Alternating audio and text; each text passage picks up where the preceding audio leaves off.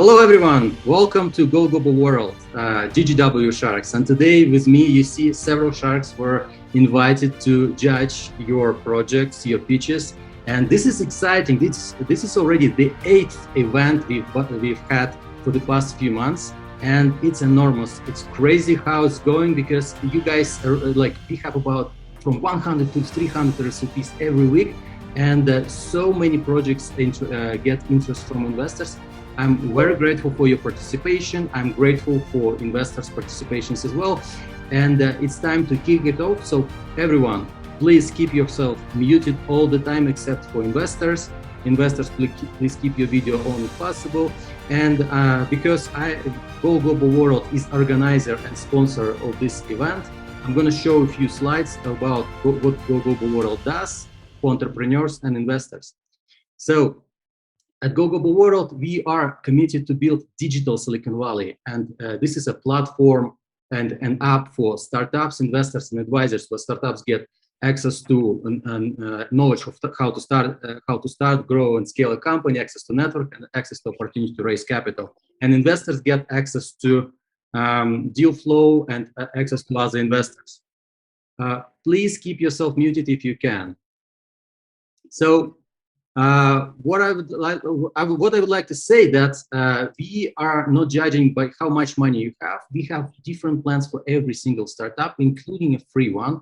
But those who are actively fundraising, take a look at what we are offering, because we can give you support and access to the network of investors that could be interested in your project. Now, right now we are building a very new product that I announced before. It's a GGW matching app. It's like Tinder with video pitches of with elevator pitches of founders, where investors swipe left and right, selecting the right targeted startups, and you are selecting your targeted investors. So you get a perfect match with the right founders and with the right startups and investors. And it allows you to narrow down your target audience and increase your chances to get funded. And investors get connected with other investors as well. You get a dashboard and direct communication in the chat, so you don't have to waste time on those people who are not interested in you, and then you're just connected with the right targeted audience. Now, we have on our platform, we have the other program that is called Pitch to Global Investors, where we pre-select, screen, and score startups and bring a specific audience of investors that meets your criteria. And in this program, you need to apply, and if you're a subscribed member, it's free of charge. And basically, follow the steps. You meet experts and you meet investors. And if you graduate the final demo day, you'll be on our website as our alumni. This is our global venture investor, just a short list of some, because we have a lot more from around the world, primarily the United States, but a lot more. Here you see our global advisors. It's also a short list. We have a lot more. Those who will be they're not considering investing. They're mostly considering to be your advisor or experts helping you. And this is part of the pitching program as well, the other pitching program, not this one. And if you become alumni, then you get to this page, and half of those companies already raised capital. Now, of course, before you raise capital, you already need a lot of support. That's why we provided, we did a lot of direct relationship with top companies from around the world to give you perks from those companies. And so we partner with AWS, Xero, HubSpot, and many more, those companies that probably you need now, and we give huge discounts from them to you. Those who are trying to build company in the US or outside the US, we can help you with incorporation, we can file your taxes, we can help you with accounting, and a lot more. We just take away headaches from founders, and you guys focus on becoming the best solution for your customers. And those who don't know how to do an elevator pitch, I've prepared a video for you on YouTube, how to do a short elevator pitch so you can win the hearts and minds of your investors. Of course, it may be not the ideal in the world. You can give me feedback, you can judge, you can throw stones at me, but this is how I try to help you so you guys get prepared. Now, that's it on this, and I'm kicking off the GGW Sharks event. This is a weekly event because we believe that founders and investors need to meet and get things done. So today, we have invited 4 investors, Duránd F, Bill Reichert, Lucy Pless, and Zamir, who will be judging your projects, and maybe some of them might become your investors. So your job is to use this 2-minute elevator pitch to convince them to get on a meeting with you. And in 1 minute, I'm going to give the judges to introduce themselves, but we have the rules. So it's very important to make this event efficient and organized. So please keep yourself muted all the time. It's really important. And if you're not muted, you're breaking someone's presentation, and it just may not help someone else. And investors, please keep yourself unmuted, because when you speak, it's important. Everyone who is pitching, you would have, please raise your hand to pitch. Those who are GGW members, they will be pitched first. The only thing I would like to say that those who pitched before and have seen this set of investors, please try to pitch not every week, but at least once a month. Or you may have some significant changes, and you need to tell us what are those changes.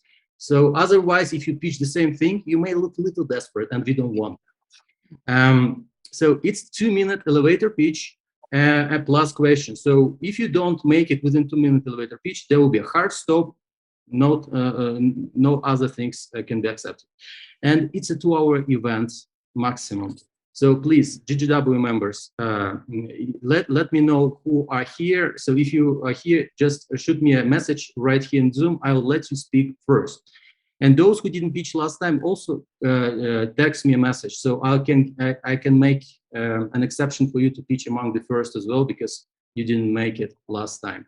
And don't forget to email us if you have any questions, or if you, for example, today didn't make it to the end, and you won't make it to pitch. So let us know via email, info@GoGoGoWorld, where we can make sure that you would pitch next time. And finally, this is a networking event as well. So please network here, exchange contacts, and let everyone know how you can be of help. Please don't sell anything to each other. This is not a place to sell. This is a place to help. So on this note, I am welcoming all the judges, investors in here, our sharks. So please introduce yourself. Bill Reichert, if you can go first, please tell us a few words about yourself. Sure, delighted and honored. And Danil, thank you so much for organizing this. This is a great contribution to the global entrepreneurship network. So kudos to you. My name is Bill Reichert. I'm a general partner at Pegasus Tech Ventures. Pegasus is a global venture capital firm. We've got over $2 billion of assets under management, and we invest across a very, very broad range of sectors, of technologies, of geographies, and even of stages. So we're wide open. The reason we are is that we're different from a normal venture capital firm in that we are focused on finding emerging technologies that can be relevant to our network of over 30 multinational corporations. And so we're particularly looking for technologies of strategic interest to one or more of our corporate partners. And in conjunction with investing, we were looking for connecting our portfolio companies to corporate partners to accelerate their growth and to contribute to the innovation in our corporate partners. So that's the Pegasus story, and looking forward to hearing some of the pitches. Thank you. Thank you, Bill. Great to have you here. Duránd. Hi, everyone. So my name is Duránd F. I'm a 36-year-old tech entrepreneur and a venture capitalist. I spent a lot of my time, I was the youngest VC in Detroit, and also the featured entrepreneur in Detroit Startup Week in 2016. I love Detroit, although I'm in Los Angeles now. I spent the first half of my investment career really investing as an angel. Obviously, a lot of deals didn't actually work out, but that's the journey. And most recently, I started a venture capital firm with my wife. She's not present at the moment, but she's pretty active in the community as well. And M&D Ventures is located in Beverly Hills. Our goal is to be stage agnostic, also industry agnostic. We want to pioneer this full stack type of venture capital firm. Some of you all probably heard most recently, a VC firm sold some equity ownership interest to a private equity firm, and we're very interested in where venture capital is going. On the flip side of that, we're also interested in getting more people that are underserved into venture capitalism itself. I'm super excited about talking to founders. I appreciate GGW and Danil and what he's doing every week. And I'm interested in staying committed because I love the journey on both sides of the spectrum. So I kind of sit on both ends. Thank you. Thank you very much, Duránd. Lucy, please. Hi, yeah. Thank you to everyone for being here. I am an investor at Bessemer Venture Partners. We're a global fund. We've got about 3.8 billion in our current fund, which is primarily focused on early stage investing. A lot of what we do is seed through Series B. I personally spend most of my time in B2B software, but we also do really everything from deep tech hardware to consumer social. So it's a little bit of everything. And excited to hear what everyone has going today. Thanks excited to have you too as well. Thank you. Zamir, your turn. All right. Hello, everybody. Hi, Danil. Thanks for having me one more time. I really enjoy coming to these events. My name is Zamir Shukho. I'm a GP of Vibranium VC. It's a Silicon Valley-based venture capital fund. We like to invest in seed stage B2B SaaS companies. We typically invest up to $500,000. We enjoy looking at different kind of deals. International founders are great. And we also try to help with soft lending here in the United States. Danil was telling you today about some things that they offer as a group. It's great, so join them as well. They will help you. And personally, in my previous life before I became an investor, I was a serial entrepreneur as a CEO. I raised money myself. So I'm pretty aware of what the pitches are all about. So if we can give you good advice today, on how to do it better and be successful at fundraising, we'll try our best. Good luck to everybody. Thank you. Thank you very much. So what a board of investors we have today. Guys, you have 2-minute elevator pitches. And this is your chance to get a meeting with these people. Now, the first person who would start the first pitch of the day is Mohsen. Vamekh. Vamekh, are you here? From Elden. Yes, I am here. All right, I'm absolutely here. You ready? No, I was born ready. All right. 2 minutes. Hi, everyone. My name is Vamekh, and I'm the founder of Elven Technologies. As a humanities transitioning to clean and more sustainable technology, electric vehicle and energy storage markets are growing at unprecedented rate.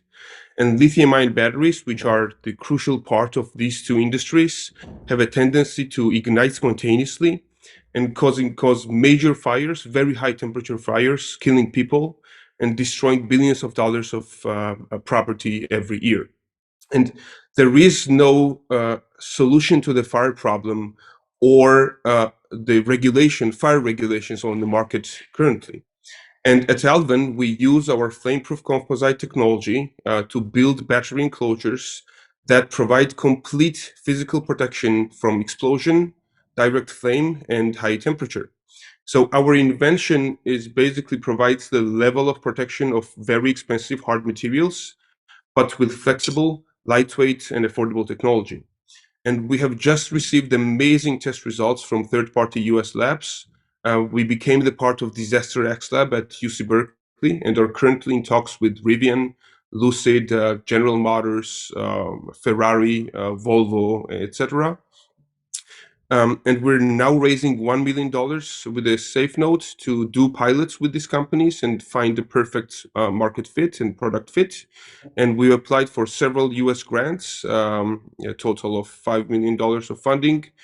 And we'd really appreciate your help in connecting with the major EV and battery companies. Thank you for your attention, and I'm obviously happy to answer all your questions. Thank you very the much. feedback. Okay, thank you. Wild applause for Vamekh. So yes, it's it's tough going first, and good job. Thank you for jumping in. So Vamekh, I gotta say, we've looked at a lot of battery companies over the years, and there are a lot of battery companies that are making claims very, very similar to yours, ranging from unique chemistries to solve the problem, unique architectures to solve the problem, and unique packagings to solve the problem. It's a very, very noisy, very, very noisy space. And so it would be great if instead of spending a lot of time telling us that batteries burn, you spent more time telling us how it is you're different from all of those other companies that are addressing this battery, this lithium ion battery problem. What's what's so different about, how are you going to get past all the noise of all these other guys that are doing similar packaging solutions? So let me answer that if I should, right? So basically the answer is most of the companies who are trying to solve the fire problem, they're solving it by software or cooling inside the battery. So basically preventing fires.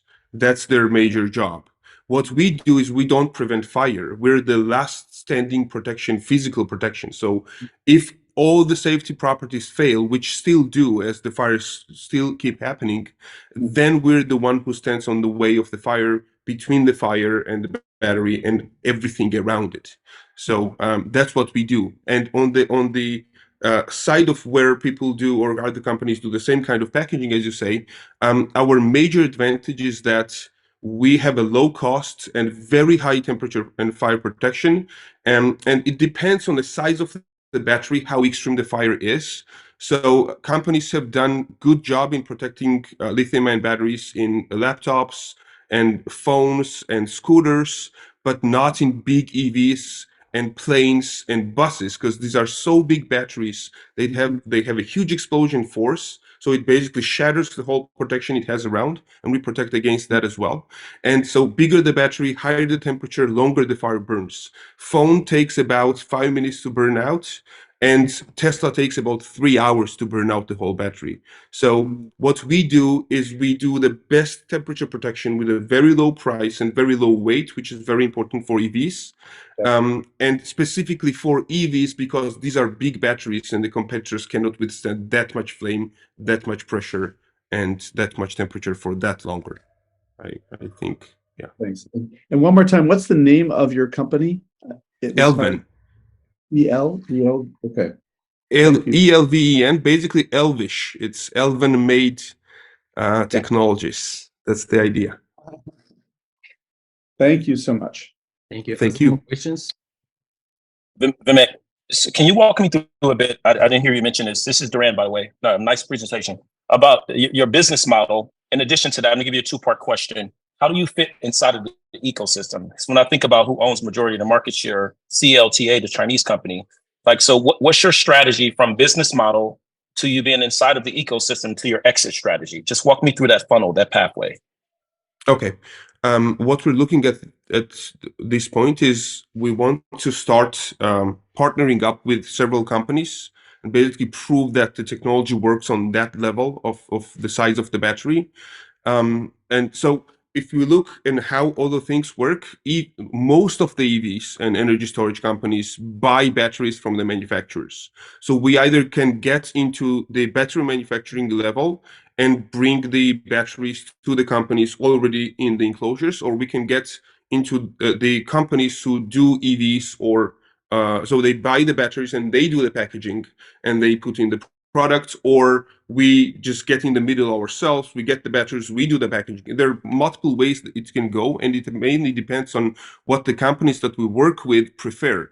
So, because we've talked to a lot of these companies, and different companies prefer different things. For example, Tesla is one of the rare companies that makes their own batteries. They do the packaging themselves. So if we talk to Tesla, they basically prefer for us to license our technology to them. So they just incorporate that into the whole manufacturing scale. But if we're talking to Lucid, for example, they're buying batteries from Samsung.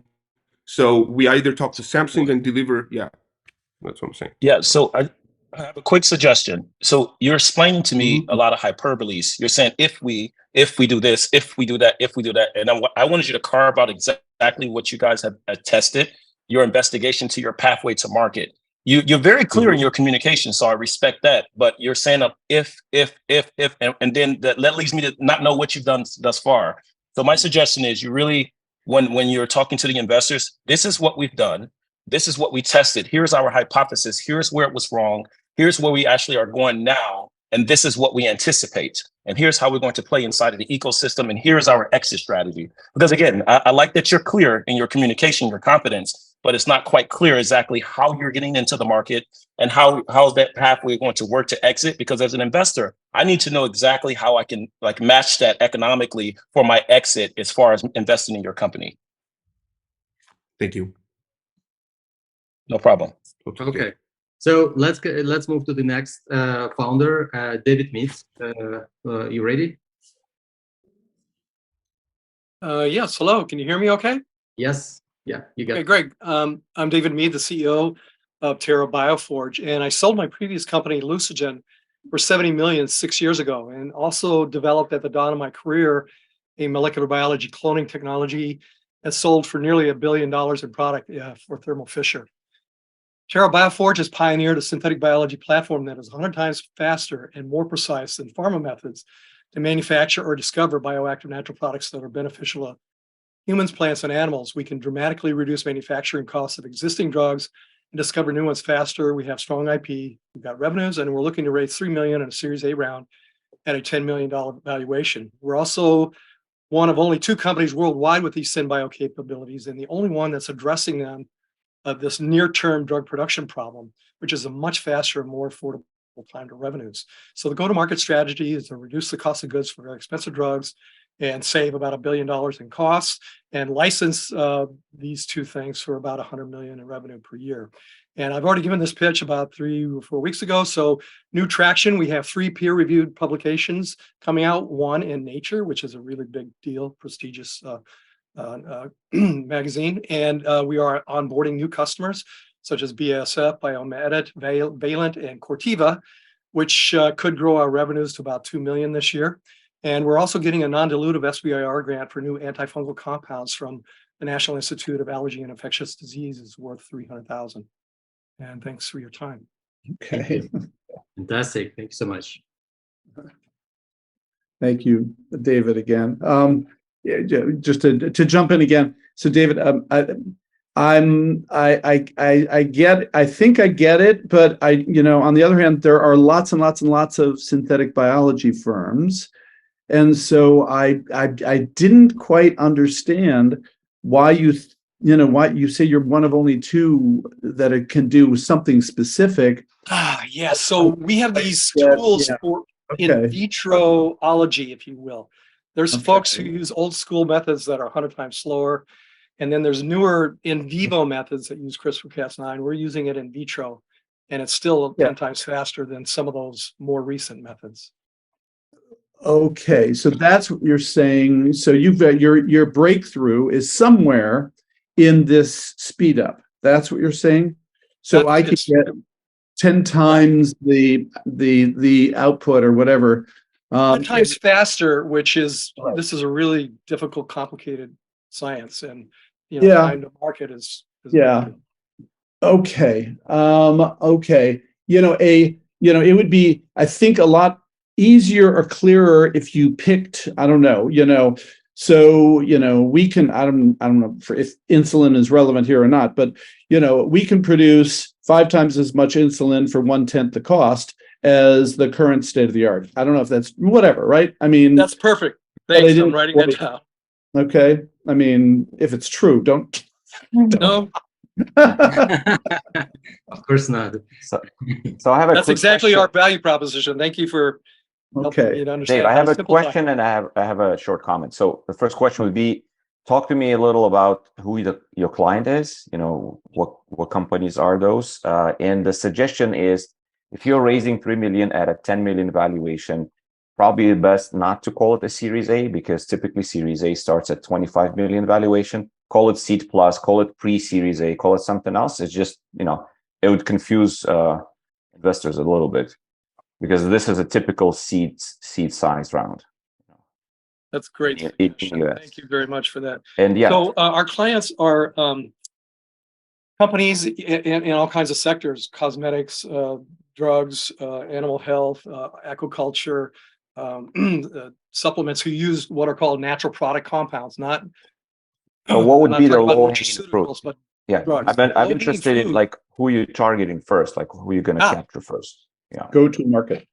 Yeah, the go-to-market will go after customers who are making the compound called cyclosporin or plodepsin. And there's about a dozen for the one compound and only one for the other. So Novartis. Any of those customers already paying you? Any of those? No. So we're doing we're existing and surviving and growing through our CRO, custom contract research work that we're doing. It's not going to make a lot of money, and it's not going to be worth a $250 million of a business. That's why we're pivoting to making our own assets that we can license for about $100 million a year for those two compounds each. So the model is that you're licensing these compounds to these manufacturers. We're licensing the overproducing strains that make the same amount of compound for 1/10 the cost. Okay, got it.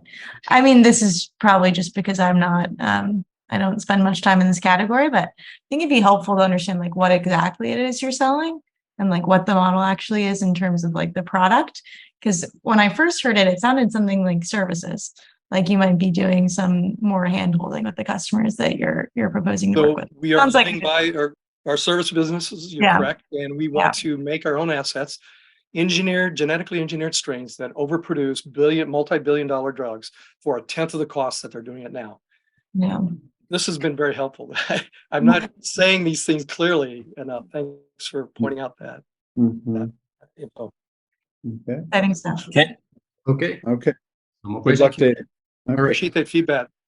Thank you so much. Dear investors, if you want me to connect with any of the founders, just let me know in here and I'll make sure I'll put it on my records and I'll do a direct introduction. So just shout out and I'll do it. Thank you.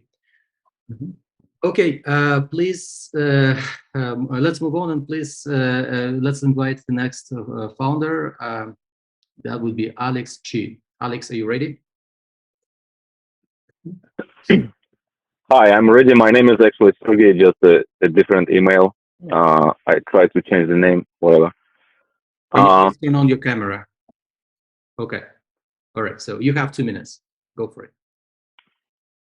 Hi, guys. My name is Sergey Safronov.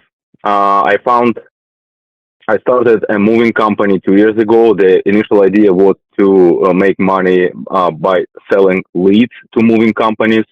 But later I decided to move on because I found another niche specific business in the moving industry, which is car hauling. We're delivering cars from manufacturers to dealership and from dealership to auctions to clients back and forth.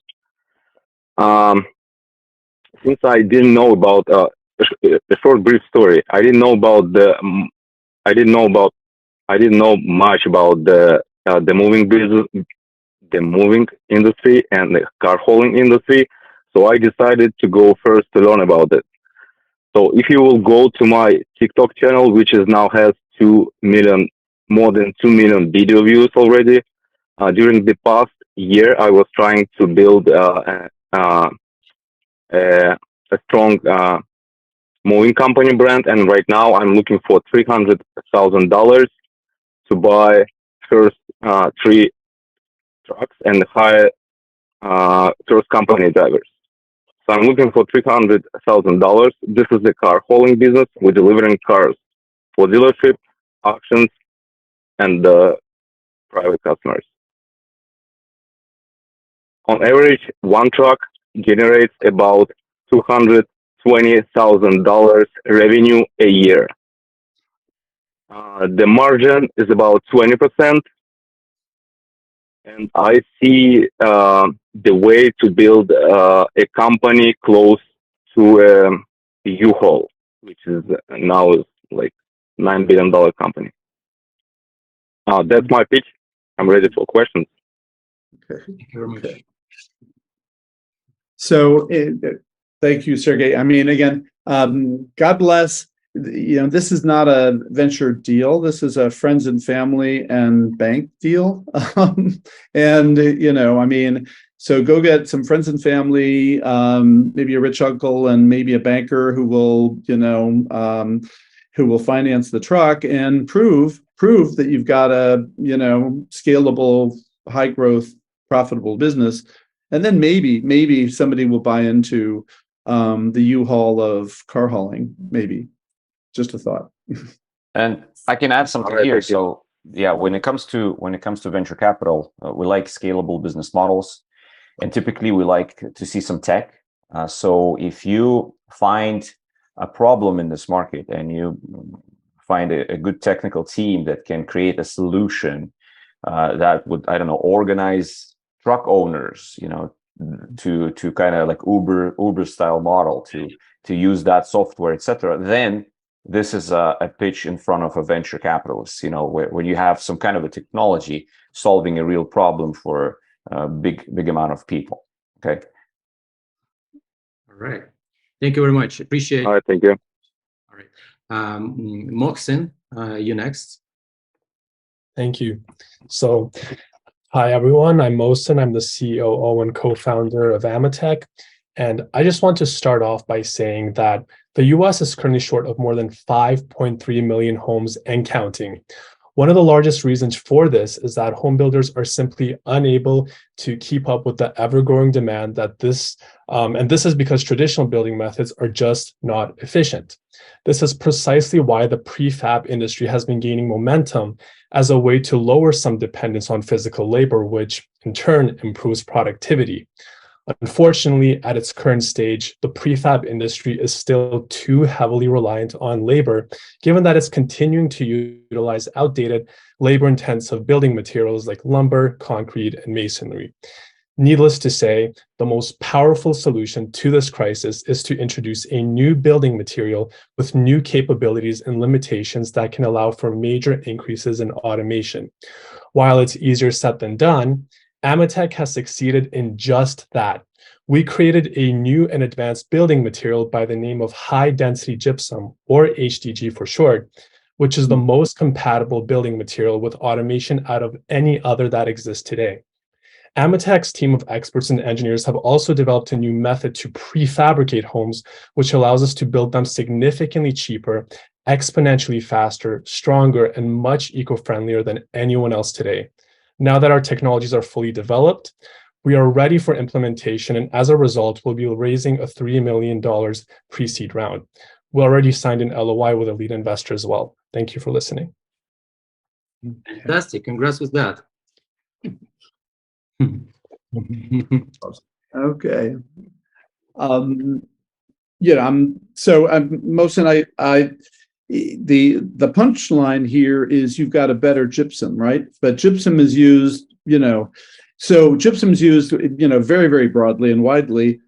But building prefab is that seems like a tough business to get into. Wouldn't it be easier to just sell your gypsum to, as a premium material, or what am I misunderstanding in terms of why you want to do prefab rather than, have a broader market for your unique material? There are actually many reasons for that. I'd be happy to build upon it on a separate call if you wish, but the main gist of it is that it takes roughly 40 years for a market to figure out how to optimally use a new material. That's one of the reasons. Because if you simply use the high-density gypsum as a replacement for concrete, you're not optimizing its main use. And our material will have the greatest impact in the housing industry. And we have a team of experts and engineers that can do just that. And we want to be the ones that are optimally introducing it. Okay. There's a lot more reasons as well, but. Okay. All right. Okay. You got to figure out how to get that, to Zamir's comment the last time, right? I mean, we really, really want a clear path to rapid scale. And, yes. Building a house at a time is kind of a tough model, right? We could build a house in a week. Okay, that's 52 houses a year. God bless you. I mean, I don't know. I mean, that's still, I don't know. That's in terms of pathway to scale, it's not quite coming across. I mean, there's something intriguing here, but somehow it's not quite coming across. I don't know. Sure. Yeah. Anybody else? Yeah, question. So you guys already raised $100,000 in an angel round? Well, we raised $100,000 in angel investments a year ago, but we've also signed an LOI with a lead investor who will invest $250,000 in us in mid-March when we relocate to New Jersey. Long story, but I could Got also it. explain that to you later if you wish. Yeah, you guys are in Canada now, correct? Yeah, Toronto. Got it. So what's the post money on this $3 million that you're asking for? The post money valuation would be $15 million. Okay. All right. All right. I'll save the revenue side of the question. Do you have any patents on the technology that you're talking about? We've submitted a few patent applications as of right now, so everything right now is in the form of trade secrets. Got it. And this is with the United States Patent and Trademark Office? We applied for several, yes. So, well, first we applied for a PCT, so because we want to apply for patents in several countries in the world. So, Yeah, got it. No, my last question. You're the COO, correct? yes. Where's the CEO? The CEO's English isn't as strong as mine. So right now my CEO. Oh, I get it. We weren't popular enough for the CEO to come and meet us. I get it. It's fine. No. No, his English is just not as great as mine. So I do the speaking generally. I'm joking. I'm joking with you. All right, good stuff. Thank you. Thank you very much. Appreciate that. So Alex Berenap, are you here? Alex Berenap. Yes, 1 second. Yes, sure. Go for it. You have 2 minutes to present. All right. So, hey, my name is Alex. I'm a seventh co-founder at a company called Irene. Irene is an AI SaaS for offline retail. So, major consumer brands, companies like PepsiCo, Unilever, Henkel, Schwarzkopf, spending billions trying to figure out which of their products in offline retail are missing. We solve this challenge with the computer vision SaaS that is being used by the merchandisers, sales representatives, that automatically detects missing products and tells back how to fix the shelf in terms of the visibility and availability. So this kind of a solution reduces, first of all, the time needed for the merchandiser to do the merchandising. It also increases the visibility and drives the sales of the products across all the stores where our solution is being used. And still, it's really simple to use. So you just need to take a few photos and the application is coming back with the missing products, call to action, how to make it better. At this precise moment, we are looking to raise 300,000 USD. So we have already signed up a company we have 3 customers globally, yes, and we are now contracting with the international brand for 26 countries deployment. Plus, we just secured a really big deal in the Middle East. So this is it. I'm really open for the questions. Okay. Let's go for it. So Alex, how you doing, buddy? We've known each other for a few years, and Yes. just a quick reminder, Alex with his project was in one of our accelerators in the past with PepsiCo. So quick question to you. I know that you've moved last year. So I want to know a little more about what kind of revenues did you guys have for 2022? And when do you have plans to start your penetration in the US market?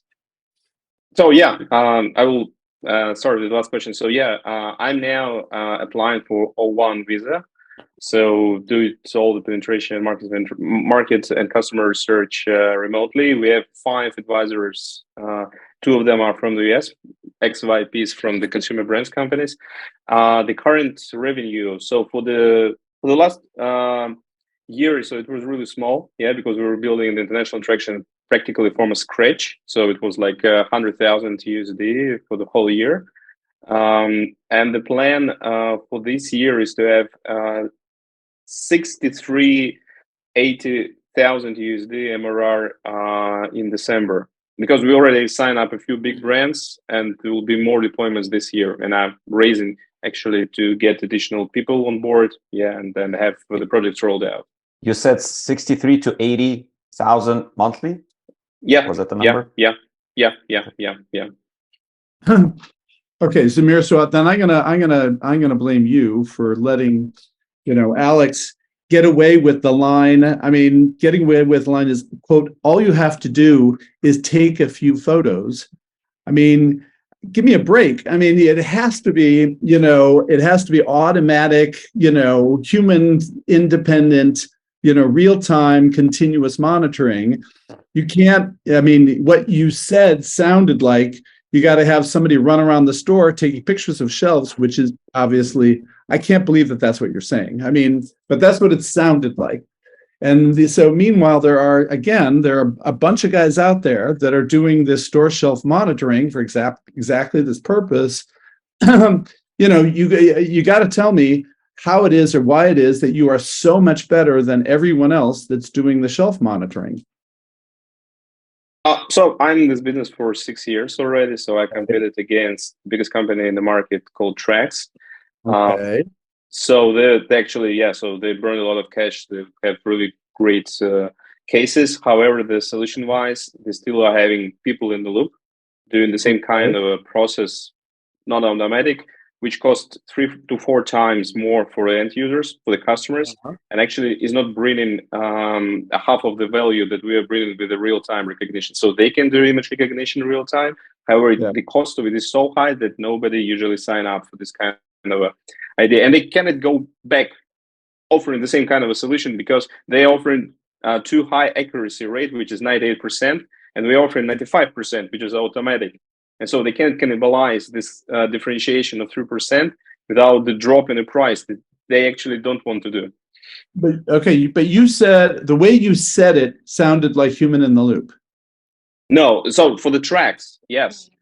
For you, okay. You said the way you said your technology worked was human in the loop. That's the way it sounded. When you said end users are people. That's the only people we have. So end users are merchandiser, sales representatives. So they have an application, they take an image, it's automatically being recognized and generates a call to action report. This is it. So you're saying it's merchant. It's okay. So it's the merchandiser, not the retailer. That's so it's it's the Colgate guy who's running through Walmart. This is not believable to me, but in any case, in this day and age. But okay, I think I know what you're saying now. All right. We experimented with the cameras. Retailers cannot afford it at this moment. Okay. All right. Okay. So it's the merchandiser that gets the benefit. I'm sorry, Duránd, go ahead. No, it's fine. So Alex, I want to place a different cooperative spin on it. Just talk about the user behavior, because it appears as if there are two distribution strategies that you have to solve. One, your distribution strategy to get people to download your app. Obviously, I've done it, but I couldn't get inside because there's a pin that I need to actually get inside of your application. I would imagine that pin is probably given to your retailer or merchandise partners. So I get that part. The other distribution is, how do you get the customers? How do you convince these retailers to actually become your customer? So you have two problems to solve there. Now, as far as the lens technology, Snapchat has a lens technology. And the one thing that they have in their favor is a network effect. So even if it's not a part of their business model, what you're doing directly, it's easy for them to turn that on with the snap of a finger. Pinterest have this lens technology.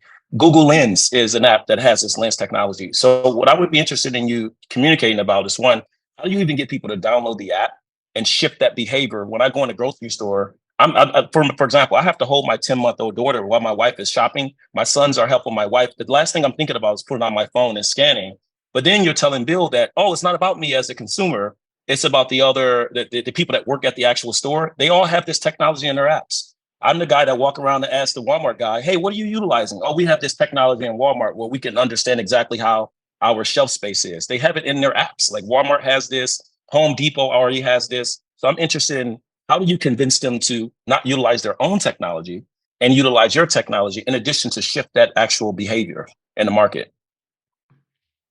So it's a B2B SaaS. So definitely we don't allow people to download it because there is no actually value for them.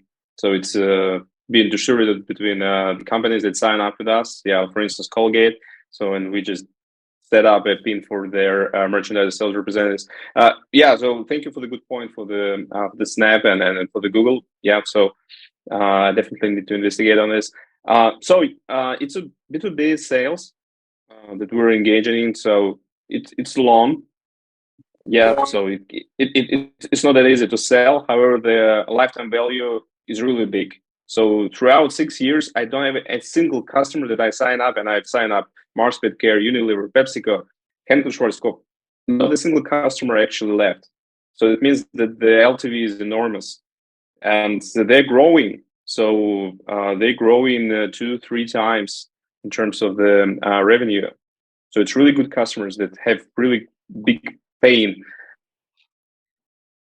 Okay. Yeah, so I have a suggestion for you on the technology side. It's quite often times I ask entrepreneurs what's their tech, and they start talking about their features. So the way that this will probably work, one, you have to assume that Walmart isn't going to need your technology, which is going to allow you to think from first principles. I would say if you can build some type of technology where you can tap into the Snapchat's API. So when someone's like, I'm looking at a Snapchat lens now, and someone's screening an egg, where you can tap into the actual barcode for the retailer. And instead of trying to convince them that your technology is going to help them with their shelf life, you can convince them like, this is probably going to sell better because our lens scans the actual social networks and it scans your inventory. And we can say that you can probably sell 15,000 more jellies because people in this proximity, they're always posting jelly and they live near your actual location. Because as far as getting them to utilize your tech and they already have it in their app, that's a bit of a stretch goal. Great point. So you nailed it. Yeah. So I need actually to talk to the guys how to do it. Yeah. So great point. Thank you very much. We're moving on. Thank you. Thank you, Alex. And the next person is David Trujillo. David, are you here? Hey, how's it going? Doing well. Yeah. You have 2 minutes. Go for it. Right, perfect. I'm David Trujillo with the Water Machine, the world's first all-glass, gravity-fed countertop water purifier. Think of a Brita, but 3 gallons and 10,000 times more powerful. Because Brita is just a filter, I'm a purifier. I used to be the Berkey water dealer for all the Hawaiian Islands, and I listened to my customers. That's Sales 101. My customers said they didn't want to drink out of the plastic Berkey Light. They felt the plastic was leaching to the water, and they were correct. And the stainless steel models that Berkey makes, it made the water taste metallic. So I went out, created the domain name and the trademarks for the Water Machine and the Agua Machine, and have created the world's first countertop all-glass gravity-fed water purifier. I'm selling like crazy, and I really could use an investor to help me with inventory, because right now I'm Amazon FBM, fulfilled by merchant, and I'm looking to get on Amazon FBA so I could be part of Prime and sell in all 12 of Amazon's marketplaces across the world. I'm also on eBay, and Wayfair's contacted me. They want me on there. And I'm also on TikTok, and one of my customers posted a 16-second video on TikTok that got almost 6 million customers when it went viral, and I got over $100,000 in sales, which tells me I have figured out a better mousetrap than my competition. I figured out the secret sauce. It's a black carbon filter that removes viruses, pathogens, bacteria, heavy metals, chlorine, fluoride, from your drinking water. 9 out of 10 of you do not trust the water that comes out of your tap. You're purifying it with a Brita, a refrigerator filter, a reverse osmosis, a $4,000 Kangen, an under the sink model. And I have a solution. David Trujillo with the Water Machine. I'd love to answer any questions. All right. Sounds like it's not a venture model, but yeah, let's see what investors would say. Say, I'm not drinking any water today. I'm not drinking any water. You scared me. Yeah. Yeah. No, I mean, yeah, it's right. I mean, this is a, this is a continuous topic, for the last, 50 years. It is a continuous topic, and lots and lots and lots of players are in this space. You threw out this, Brita's not a purifier, it's a filter, is the way you said it, but then later on you talked about the Brita purifier. But you weren't crystal clear, so to speak. You weren't crystal clear about the difference between a filter and a purifier. And that would have helped a little bit. You just threw that out. And obviously it's tough without slides to get the form factor. In my head, I'm struggling to try to figure out what the form factor is on my kitchen countertop, because it seems like it's going to be pretty big. And kind of, is it continuous or whatever? But it seems like it could be a great angel deal. For consumer product angel investors. I don't know if you tried Kickstarter or Indiegogo or whatever. I would think that those kinds of channels, in addition to TikTok and Instagram, could be a great way to either both Kickstarter to pre-fund, raise some money, and obviously you figured out social media. So God bless you. Do a TikTok, and I don't know if you can, how the SEC feels about you soliciting investors, but I think there got to be some customer investors who would be excited to help you out. Sure, I did 300 grand in business last year. You talked about how big is it? It's only 9 inches in diameter and 26 inches high. So if you don't have a countertop space, we put it on a floor stand, just like a water cooler. So 9 inches, 26 inches high does not take up a lot of counter space. And my floor stand solves that, just like a water cooler would be in the corner. Okay, but it's bigger. It's more than my coffee maker, right? Is it, or is it a little taller? Yeah. Yeah. Okay, but it's about the footprint of my coffee maker, it sounds like. Right. I just help. When you do things like this, help us visualize. But for the most part, you will have a visual capability, on social media, et cetera, et cetera. Sure. You can all go to thewatermachine.com and see it. All right. Thanks so much. Leave your contacts here in the chat. Thank you. If any investors would be willing to connect with you, they will let me know. And this is what I love about our investors, that they're not just giving up on projects that are not scalable, like in a venture model, right? They are trying to give advice, even though it's not a fit. Thank you so much for pitching. And the next person would be Jorge Suarez. Hi, that's me. Hello, everybody. I'm a founder from Spain, based in Madrid, and in 2017 I founded Menú del Día, which means a daily menu in Spanish, and that's a SaaS for restaurants. We have one restaurant per every 175 Spaniards, so that's a lot. That's a big market. But we're not doing that so much anymore, because even though we had a SaaS and our revenue has been 475,000 euros up to today, we discovered that restaurants have many problems. So we followed this weird strategy, which was to build a marketplace in order to sell our own SaaS and other people's SaaS. And this is kind of weird, but what happened was that we didn't want to follow a marketplace model. We always wanted SaaS, so we sold one SaaS, maybe ours, maybe some others, third-party products. And what happened was that we went to a restaurant, and every restaurant needs many things every day. So we started selling one product, and we ended up selling like 8. So on the vendor side, the vendors were truly grateful with us, because it's really difficult to sell to restaurants. So we use this marketplace as a tool to build a SaaS ecosystem. So we're the only people that we get to a restaurant, and we sell innovation, but that's third-party third-party companies in innovation. So these other companies, they pay us like 20% margin, but we keep the customer.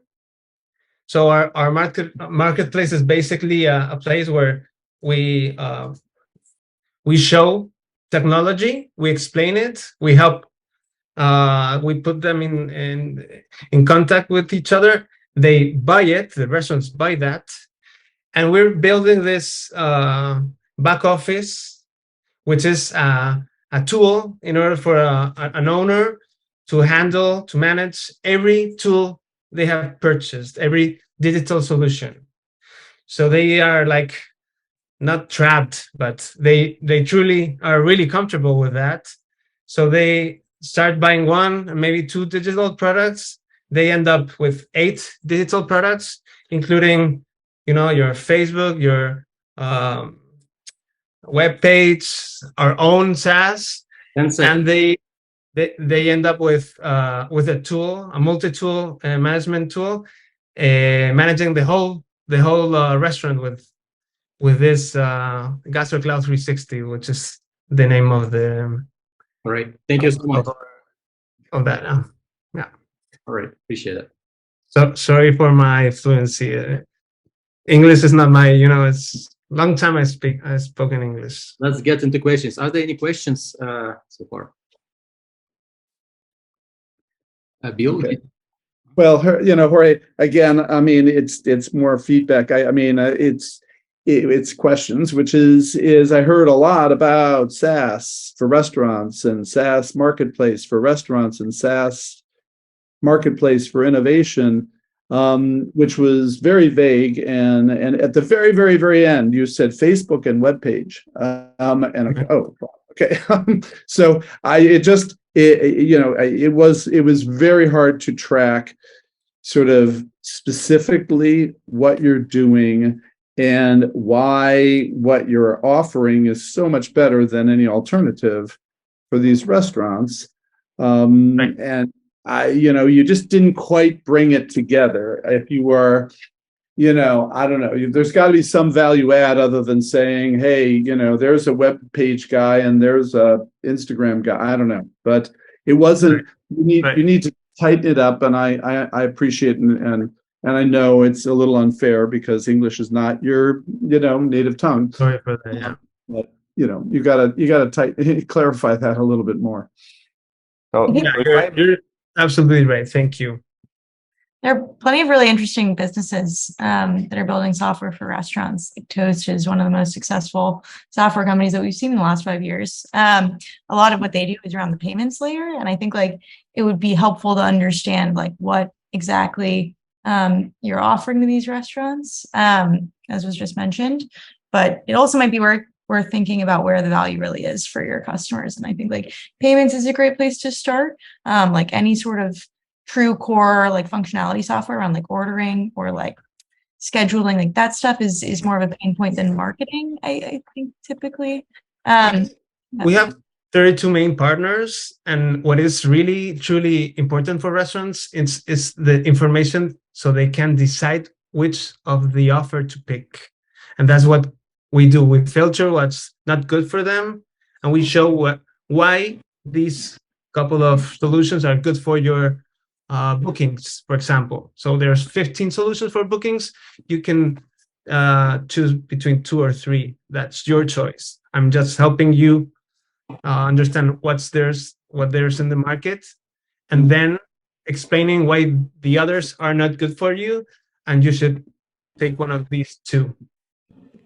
So that's it. That information is great for them because now I understand. Now I can pay because I know what I'm paying for. So let me ask you a quick question. You did mention this word marketplace a few times, but from your description, I kind of felt that this might sound a little bit like an integrator, because you said you kind of, help with installation. Do you provide service? Do you provide onboarding with these applications? Do you also, kind of do some hand holding for the customers, not just the sales funnel, right? Like a typical marketplace, but do you also do anything beyond that point? Sure, we do. Yeah, the software. We do both things, because we have white brands, we have our own solution, and we also let the vendor contact our client or potential client, and they do the sale. So we do both. Sometimes we grab a solution and we sell it for the vendors, and sometimes we just present the vendors and they do the sales, and we have our commission equally. And that's the marketplace side. In the way that a marketplace has vendors, sellers, and customers, you know. In the other side, called the 360 side, that's the integration part. So that's where the customer, once they hired the booking solution, they can operate it from that side, and they can operate the other solutions from that same digital space. All right. Thank you so much. Yeah. So, okay. Yeah. So to be quite frank, I was completely confused about what you were offering. Okay. Hence to what Bill was actually talking about, because at first I thought you were a competitor to Toast and Square and the other platforms that exist in the market. And then I'm just giving you an analysis of what I deciphered from what you were communicating. Yeah. Then you offered a service, but you didn't quite carve that out. So you decided, hey, I'm going to be a classifieds platform for you to find these actual marketplaces and choose from them. So it's quite confusing as to what you're actually doing. And I think that's probably because you're still figuring it out yourself. I would say go back to the drawing board and really carve out exactly what you're offering, because I couldn't really extrapolate if you were sending someone to Toast and onboarded them, to Zamir's point, and if you were going to get a fee for that referral, and that was a part of your business model. So it was quite confusing, just to be quite frank. Okay, thank you very much for the feedback. Thanks. Thank you very much. The next would be Edmund Cape. Edmund, you got 2 minutes. Can everyone hear me? Yes. Wonderful. So my name is Edmund Cape. I'm the founder CEO of Lucivia. So imagine yourself trying to create a single spreadsheet from a whole bunch of data from different data sources. Let's say you've got your Google Analytics data. You've got a whole bunch of internal sales data that might include some margin-related data that accounting provide for you, and then some additional data on segmentation that you're really eager to integrate.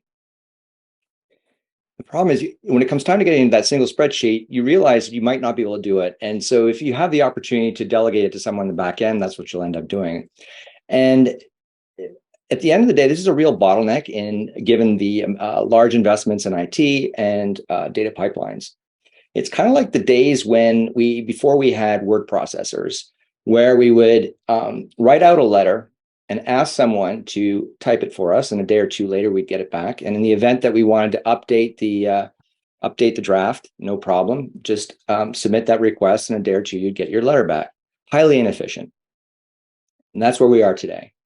And the problem is that the tools that we've got are just wrong for the job. They're either too complicated, and thus defeating the purpose, or underpowered, requiring a whole bunch of manual, error-prone steps. With Lucivia, we've got the right tool.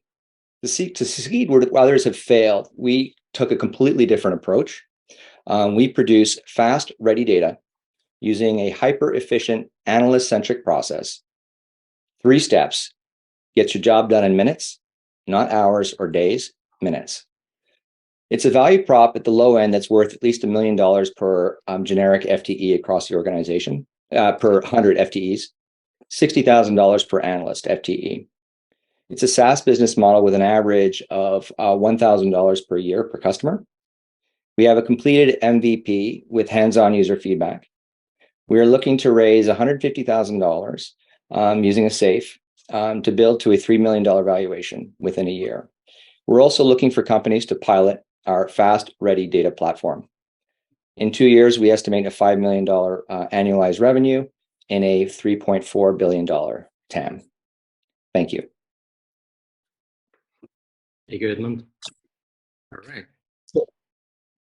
So Edmund, and please, for pretty much 90% of all the entrepreneurs who are pitching, generic feedback for entrepreneurs. Edmund, you spent about 1.5 minutes of your 2 minutes talking about, sort of word processors and the old way of doing things. And then you had to jam a bunch of stuff about, and all we really got was you produce fast, ready data, you have an MVP, and you want to raise a bunch of money. And so, guys, everybody, please stop spending so much time talking about the problem and the environment and the market and whatever. Just hit us with what you're doing and why it is so incredibly crazy valuable for what applications, for what customers.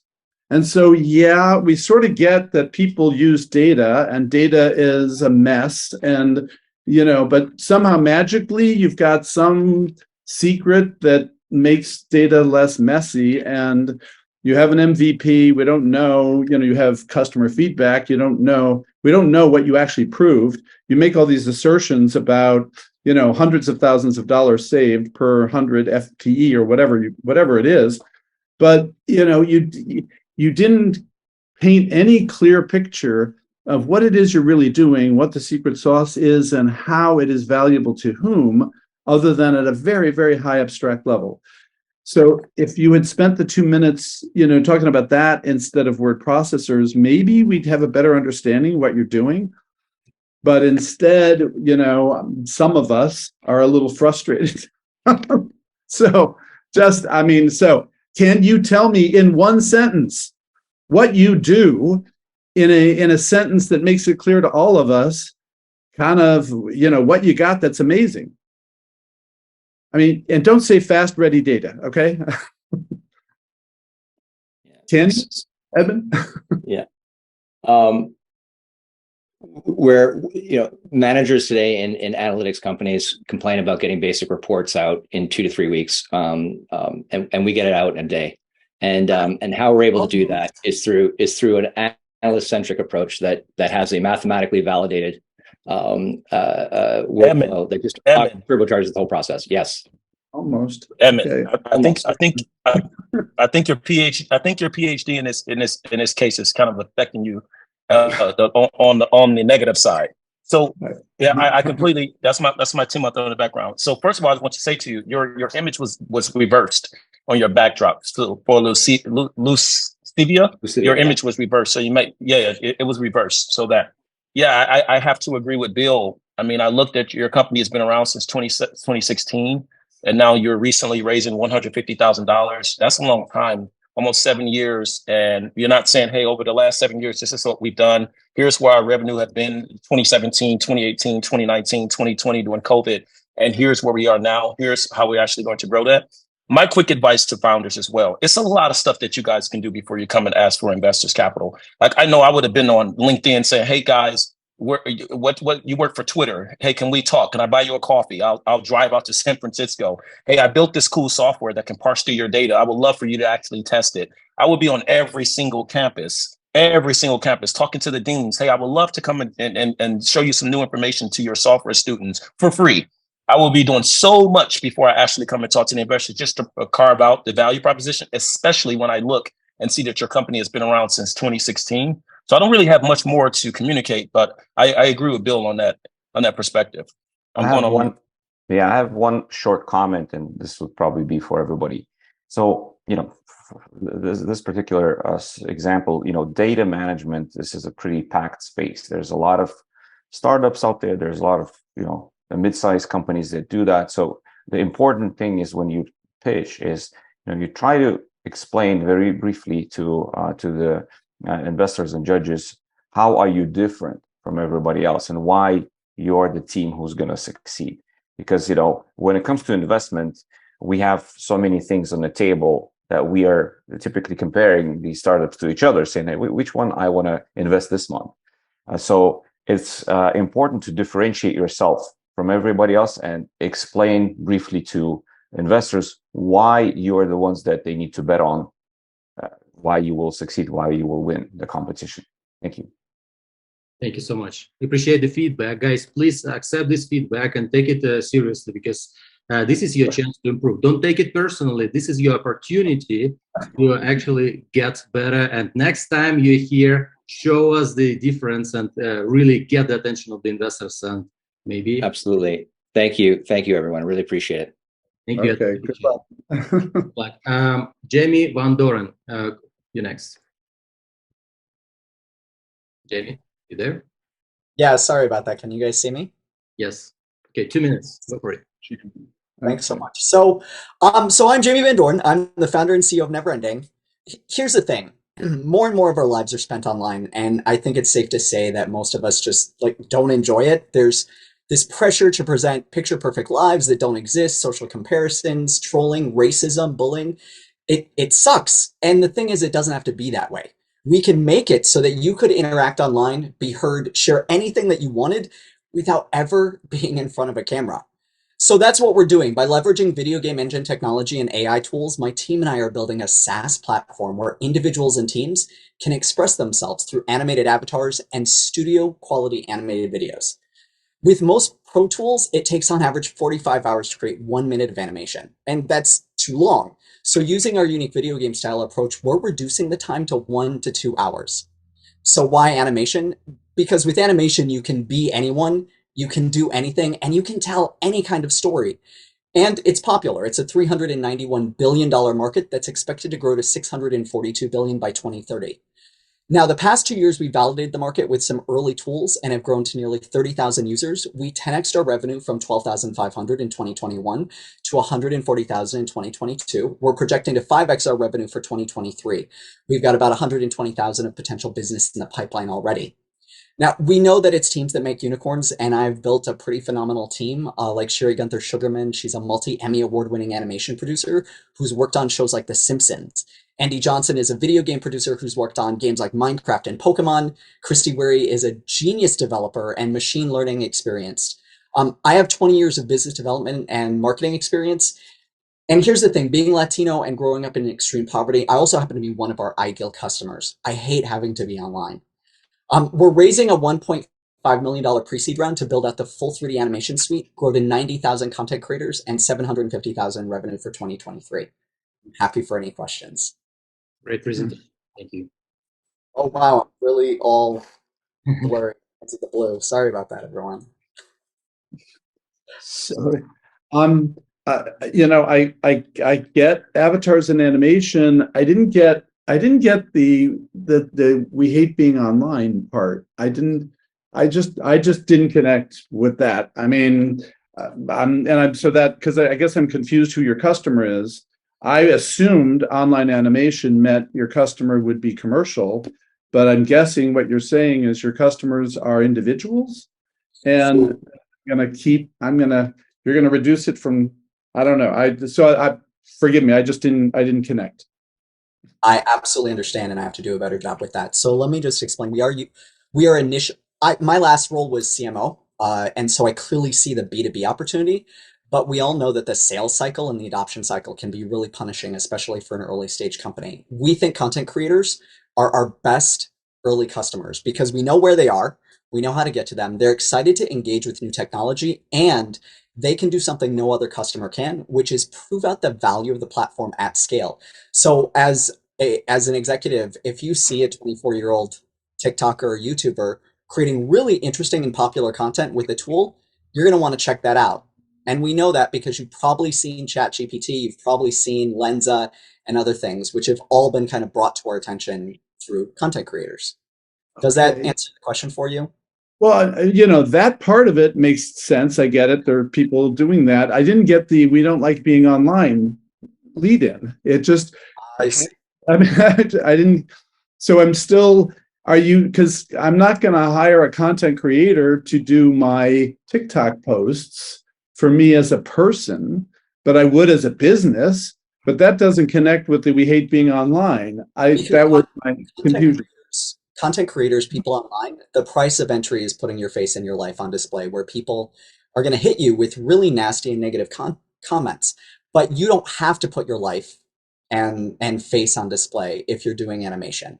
You can actually build a brand based around an identity that you create. So think about a person in real life like Marshmello, who's a really awesome DJ. For years, no one knew who he was. He was an identity. Sia is almost like that as well. But this would give someone an alternative from being online themselves to actually creating their brand online. Okay, And Duránd, you take over, Duránd. I'm not. Okay. Can I ask you a question? Okay. So VTubing is obviously super popular, right? Aren't there a bunch of tools out there to design your own avatar? I mean, what's kind of the catch here? Because with VTubing tools, all you can do is design and create an avatar that just works with your video camera. We're actually talking about being able to take and create billions of avatars, not have it be expensive, and use those to create anything from webcomics to a real animated video, whether that's a short 15-minute video. You know, you could, instead of you having to like be in front of a camera and swinging anything, you just apply those animations to those characters and put out essentially a 15-minute, an hour-long, a 2-hour-long animated video. So it's not about like capturing. It's not really about like my identity being hidden. It's more about like massive, amounts of like people's identity and some sort of content that I'm putting out there being hidden. Is that the real value?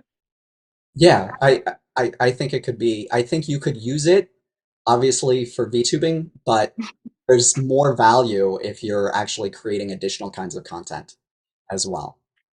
Okay. I'm not sure I understand that, to be honest. Like, I think the VTubing motion is like very, very compelling. Like, there's a lot of really interesting tailwinds there. And I feel like, obviously, like within the generative stack, like there's a lot of really interesting stuff going on.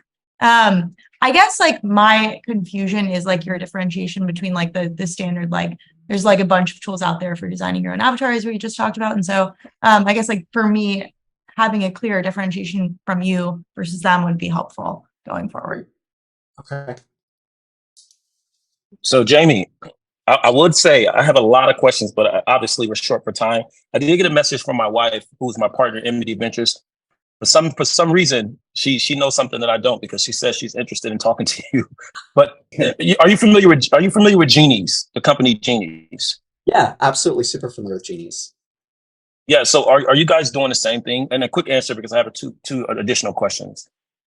No, because really, most of these companies are just about avatars. We're about what you can do with those avatars and creating content around those avatars.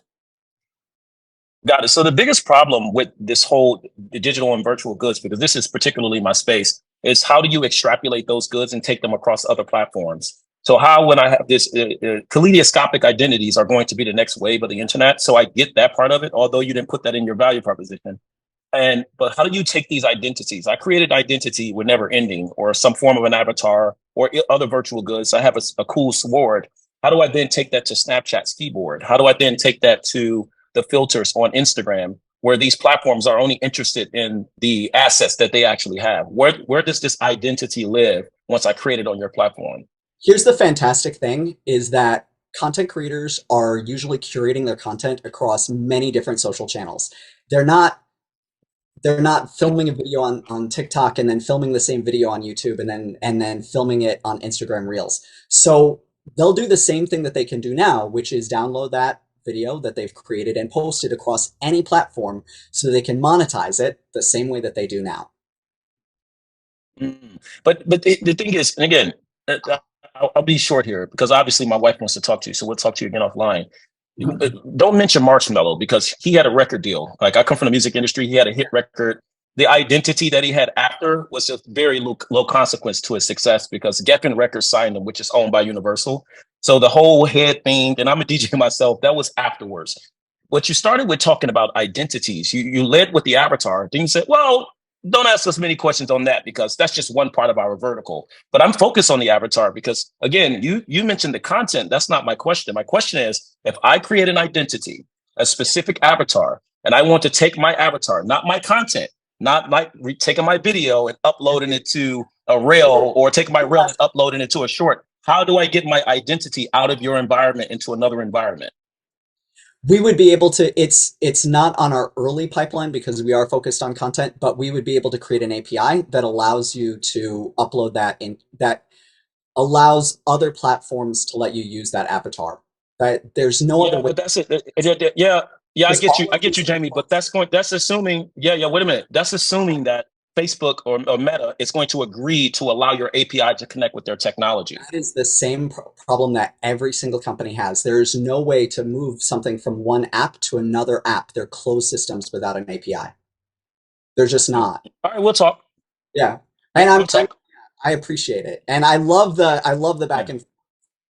And I hear everybody. We've got to do a little bit better on our 2-minute pitch to make those connections better. So thank you. Thank you very much. So we have the first connection. All right. So we will connect Duránd with. I have to bounce. I actually have another call on investor pitch at 2. Thank you so much. Thank you for. Thank you. All right. And the next presenter would be K Medical. Please put your real names, guys, in here. K Medical. Go for it. You here? Hello? Okay, if you're not here, we are moving to the next person. Oh, I'm so sorry. I think I was on mute. No worries. Can you hear me? Yes, we can. 2 minutes. Please go for it. Okay. All right. So good morning, everyone. My name is Piyush Chef. I'm the founder and CEO of K Medical. K Medical is focused on building a mattress for bed sore prevention. So 60,000 patients die every year just from bed sores. And there is $9 to $11 billion in healthcare costs just to take care of bed sores for these patients.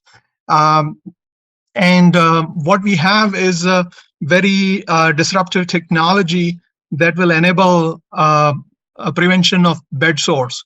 And bed sores are pressure injuries caused to immobile patients who cannot move and are either as a result of surgery that they just recently had, and or just chronic illness and are towards the end of their lives and things like that. So what we have built is a fantastic engineering feat which will help these patients to relieve the pressures, and it also helps the nurses who don't have to turn these patients around every 2 hours. So despite of even in this day and age, the standard of care for bed sore prevention is to turn these patients around, and that's what we are going to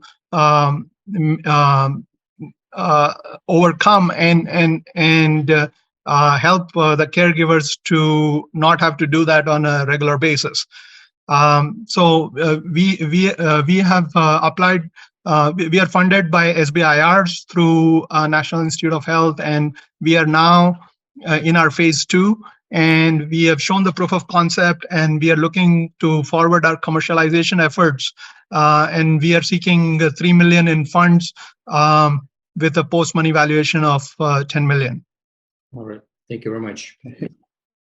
Okay. Can I ask a quick question? So how do you actually solve the problem? Because you said you're creating mattresses, and I'm not visualizing how mattress solves this problem without actually turning the person over.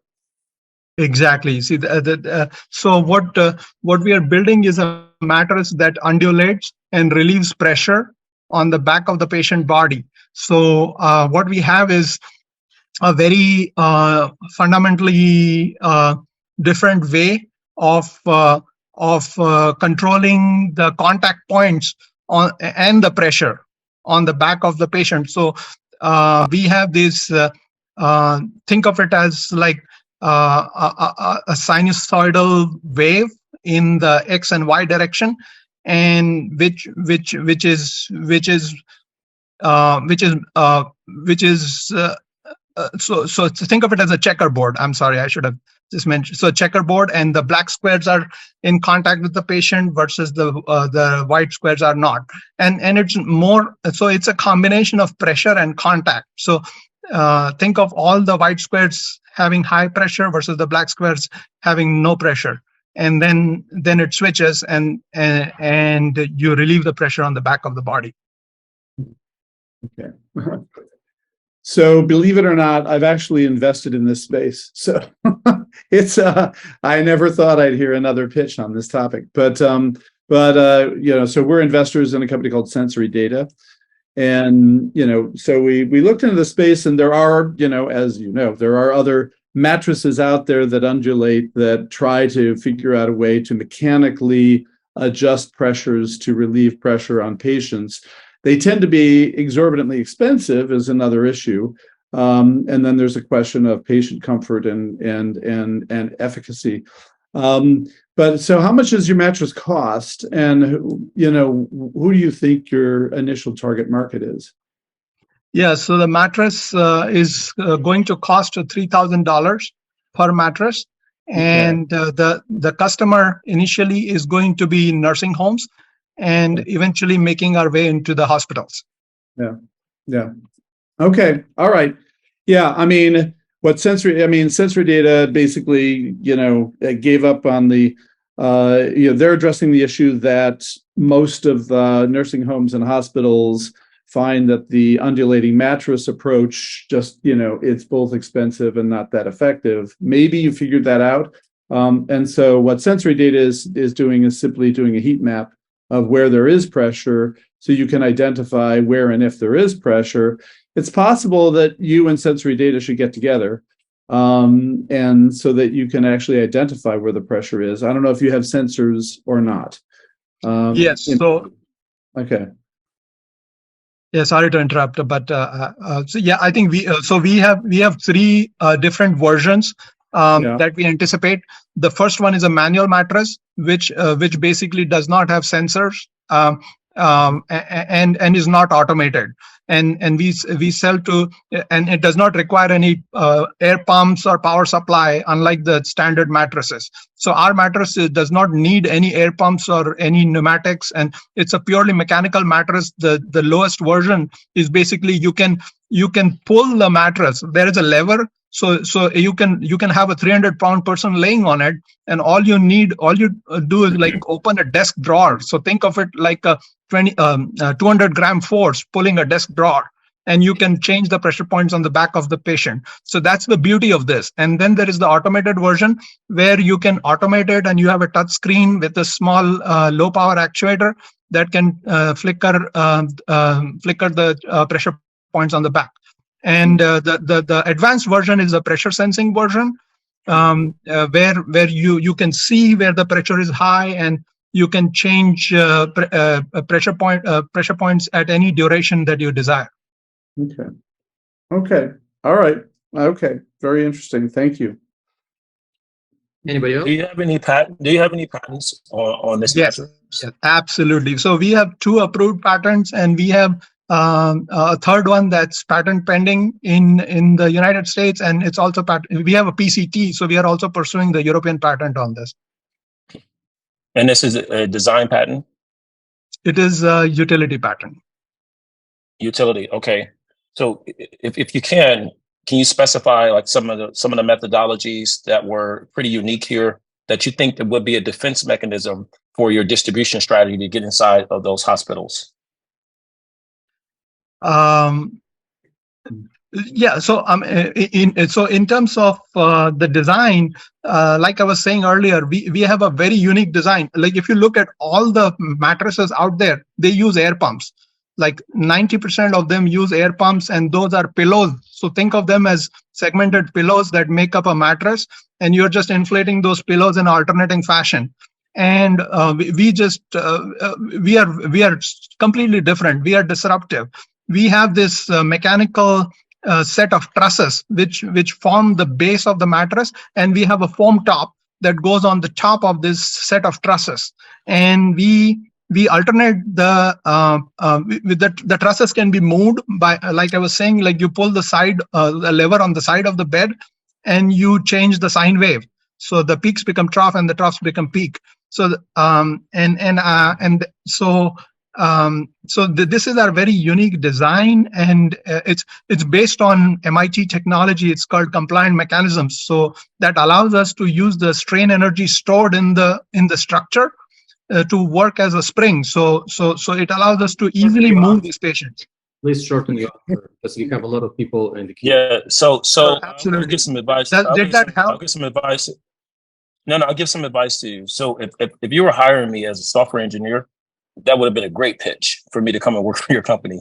What I'm interested in learning in your pathway whoever is in charge of mandating that the hospital have some type of code regarding to how they house individuals, I would suggest those would be the individuals that you should talk to more on the science side of things. So here's what our bid does physiologically to each patient. This is what the bids you currently have does to the patients. Here's where our bids fall in, and here's how it's been tested scientifically. And therefore, you have some defensibility, and we're the only people that can actually provide it based on the patents that we actually have. Almost as if you're forcing the hospitals to accept your bid because you presented the science to them that's going to be better to the actual patients. Uphill battle to sell that, but I think that that would be your actual go-to-market strategy and a great distribution strategy for you as well. Right. No, thank you very much. If you have further interest in having a chat, I'm happy to Bill and yourself and anyone else. Thank you so much. We will connect if investors could ask this. Dan Cohen, please go next. Hello, everybody, and thank you for being here. Yeah. Can you hear me all? Yeah. Okay, thank you. So every industry in the world uses protective coating products, and nobody is particularly happy with those coatings. They're very toxic. They cost hundreds of billions to apply and maintain. They don't last very long, and the loss and damages from failure are catastrophic. Aircraft still ice up, pipelines still rust, and we have a catalog of billion-dollar examples. Industrial products fail when their surfaces fail. I'm Dan Cohen. I'm the founder of Flight Material Sciences. Now, without changing the basic properties of metal or glass or plastic or other materials that people trust, our laser technique creates a new surface texture that cleans and protects itself without any coating. This completely new approach, it can repel water, it can repel oil, it can reduce friction or kill bacteria. They're all effects of the same patented family of methods that we have. So this extends the life of products, it slashes the maintenance costs, and we avoid using billions of gallons of toxic chemicals for protection or cleaning. So since we started in 2018, we licensed the core tech. We scaled it from 1 inch per hour speed of process to 4 inches per second. And we built a sales pipeline of 150 international companies. We completed successful paid proof of concept projects in aviation, in oil and gas, in consumer electronics, and semiconductors and durable goods, and the US DoD. So now we need to build out the full-size systems so we can move to the next stage with these clients. They're all under pressure from the markets, from investors, or from regulators to seek us out. And in a sea of chemical offerings, we're the first non-chemical alternative ever. So after we demonstrate that this works on the customer's product, we deliver black box laser systems directly into their manufacturing environment. And from there, we have a long-term relationship for margins and royalty fees. The companies make safer, more resilient products, and we have long-term recurring revenue for 5 to 25 years, and everybody wins. So I've got 30 years of experience building tech products and companies. We've got a fantastic virtual team in Canada and the US. We're graduates of Techstars and other great acceleration programs, and we're mostly bootstrapped to this point. So to meet this enormous demand, we're raising our Series A this year with interested investors in the oil and gas and defense markets, both of whom spend trillions every year. Oh, there's a voice. Fighting the elements. That's the perfect cap to my pitch. So I invite you to dig into the science and technology and the market opportunities and join us at Flight Material Sciences, where we make everyday materials extraordinary. Thank you. Thank you. Okay. So, Dan, again, this is also is a sector, amazingly, that I have invested in. We're investors in Spotless. If you know Spotless, they're out of Y Combinator and Pennsylvania State, but they have a LESS, LESS, a super slippery coating, and their big claim to fame is that the application process is essentially costless. That most other coatings require specialized machines and some level of curing in order to be applied. I don't know if you know Spotless or not, but I do. We're tracking about 30 different companies who make similar technologies, but they're all coatings. Now, if you're not, okay, what are you if you're not a coating? Okay, and this is the part where we usually have to go over twice with the pitch, and I do it visually. So the coating is some new material that sits on top of your base material, and it's going to come off. It's coming off at some point, no matter what you do. Right. So we are lasering the surface of your material, if it's plastic, glass, or metal, or anything else, and we're creating a nano texture with a function. So now, if it was titanium or glass before, it's still glass or titanium, but now it's self-repellent. Okay. Okay. I get it. I do get it. And obviously it's going to be highly variable as to where this is, how and where this can be applied. It's going to be tough to apply it to a ship, right? Well, yeah. We're going to start with things we can start with, right? I mean, people want to do it on airplane wings and ships for biofouling and all these other things.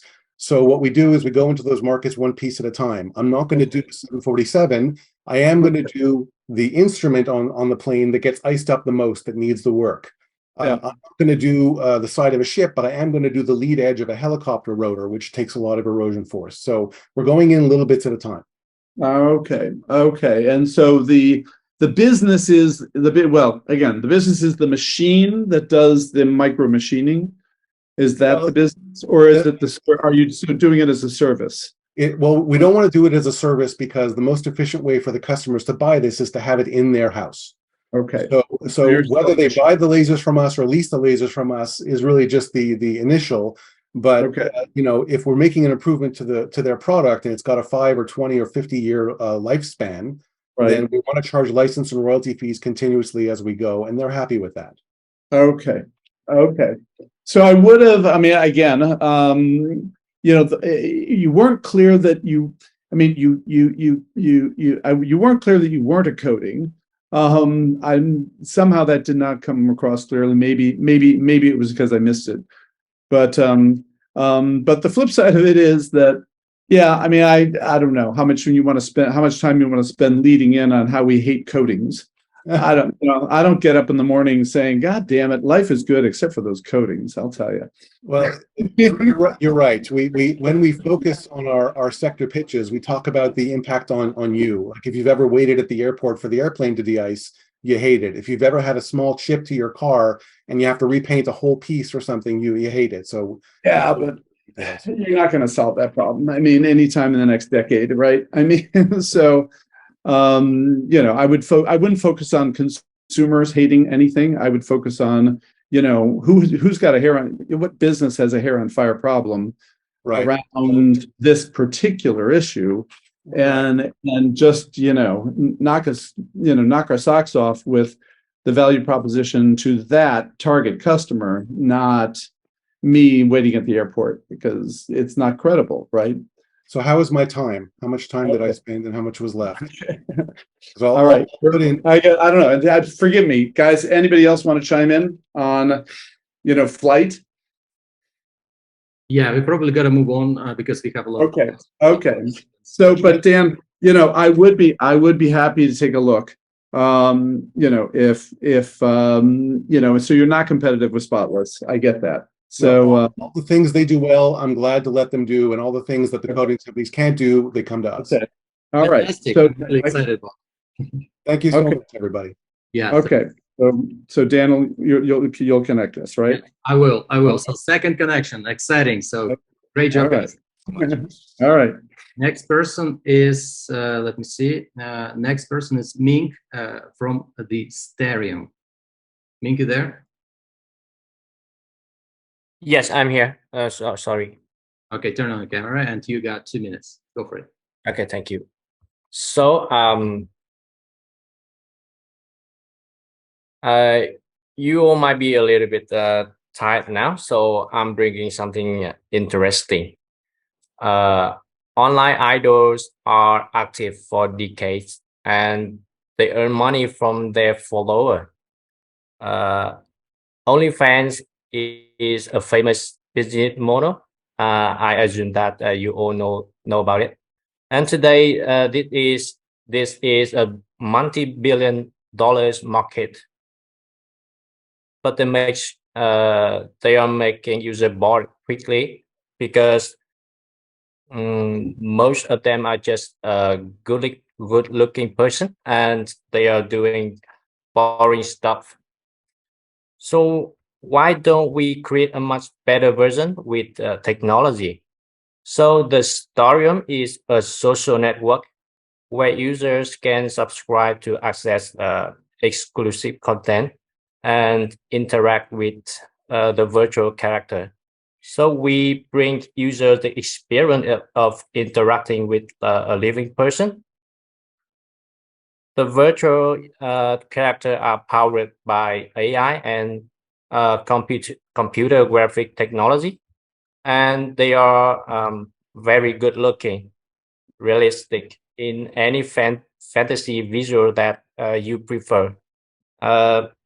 In some case, they are intelligent and very knowledgeable.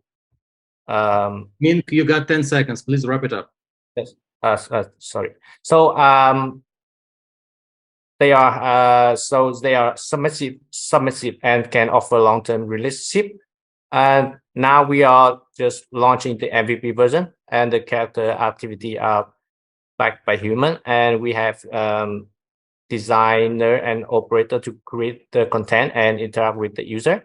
And we are developing the AI and the virtual world, which will fully automate the system. So thank you. This is my what my company is doing. Fantastic. All right. Thank you, Ming. I appreciate that. And we get to the questions right now. Okay. This sounds like a job for Duránd. Yeah.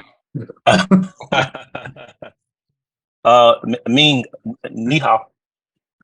No, I'm from Vietnamese. I'm not Chinese. Oh man. Yeah, I'm looking at your name. I'm listening to your name and I'm looking at your name and your accent. Because my name is Ming, but you usually call me Min, so I have to change the letter. Yeah.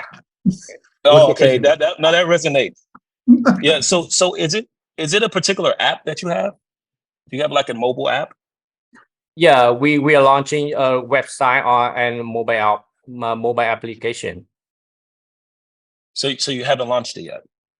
Yeah, I have launched it this month already. We are launching the MVP version already.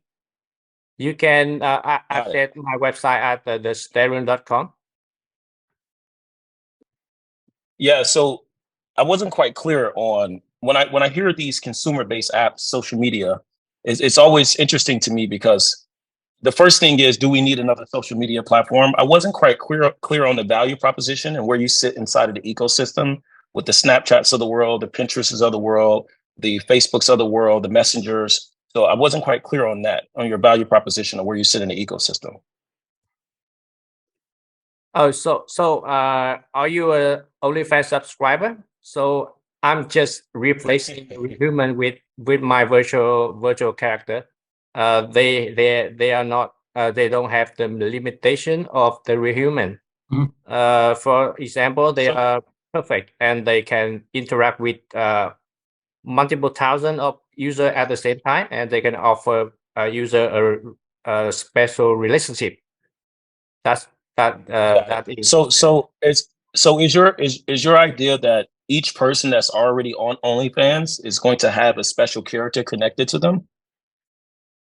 No. I'm acquiring user from OnlyFans, so OnlyFans is my main competitor. So you're going to compete with OnlyFans? Yes.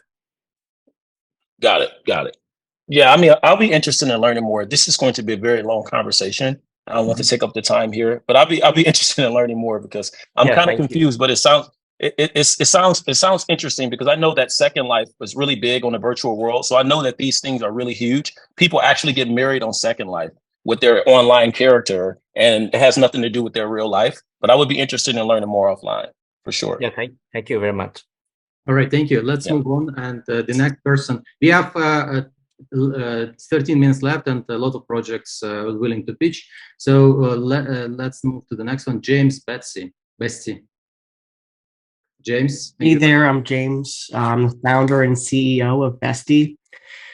We are currently launched on both iOS and Android.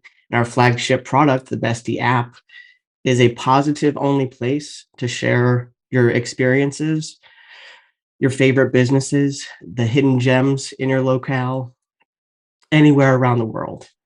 So we consider ourselves to be the anti-Yelp. We currently have about 80 users since our launch in mid-December. So our usership has put up about 100, 110 listings all over the world. So we have people, and this has grown strictly by word of mouth at this point. We're not doing any marketing. And so our main focus is on things like restaurants, salons, hair salons, nail salons, tattoo parlors, things like that that have a really nice visual aspect. We kind of want to bring a more tech advanced feel to the review and rating industry. So we're looking for up to $750,000 in a safe round for our seed funding. And we're going to be using that for a marketing blitz to really get our brand out there and get people more engaged with the app. We have a lot of other products on the roadmap, including things like, payment processing for our business customers, and AR. We want to incorporate AR and possibly VR into the user experience on the app itself. So that's about it for now. I'm open to questions. Thank you. Thank you, James. Yeah, just a second. Okay, go for it for the questions.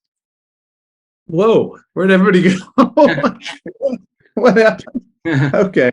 I didn't make it, so go for it. He's here. All right. Okay. Yeah. So James, it is, a little bit tough to launch another consumer rating site. And unfortunately, the numbers you quoted, I know it's only been 2 months, but it doesn't sound like this is something that is a tsunami about to happen. And so with, even with $750,000, it's hard to imagine that you're quote unquote going to take the world by storm, right? That's not entirely credible. You got to figure out a way to create some other viral propagation model. Clearly this kind of thing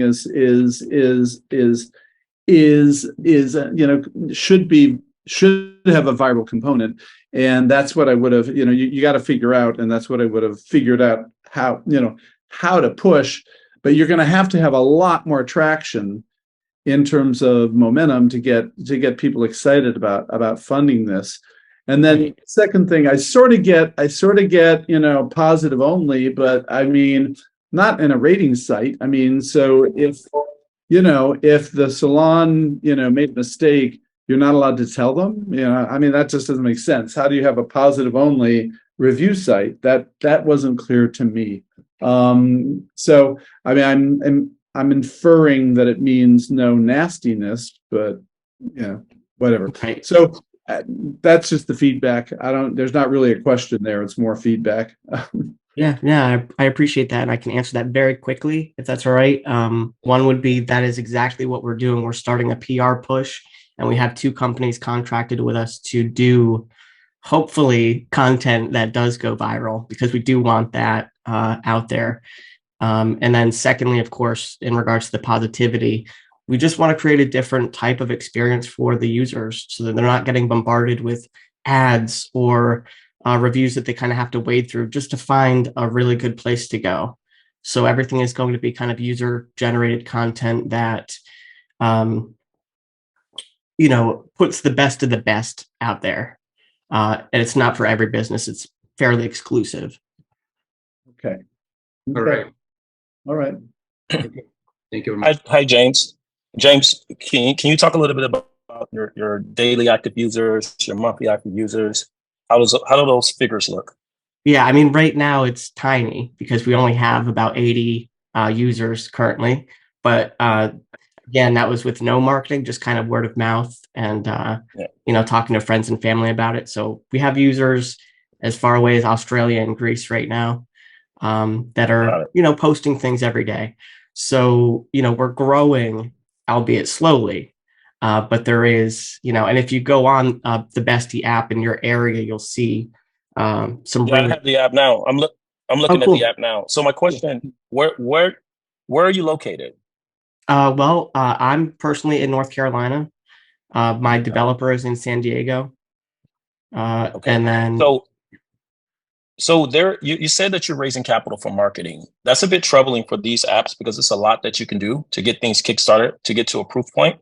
And one of those things, especially with an app like this, is going to the college campuses. It's similar to what Match Tinder did, a lot of other apps. And the one thing you don't want to do, just as quick advice, is spread yourself too thin. So you want to cluster the actual community, because what happens there, you can ensure that your drop-off rate will be decreased because you're getting people in your app that's a part of a community.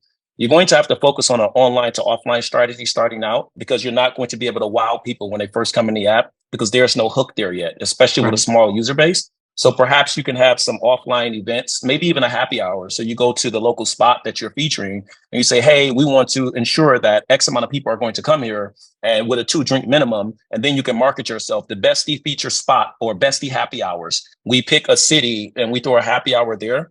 Therefore, people will see your app as the place to go to an event while you actually grow the app itself for its use case. Because no matter what, everybody has to figure out the cold start problem, what Andrew Chin talked about from A16Z, and it can work. It's definitely going to be an uphill battle because there's a lot of these out there.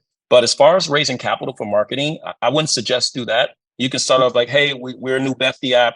We're going to be doing some cool happy hours near your college. We want you all to come and talk to us about some ideas that we have.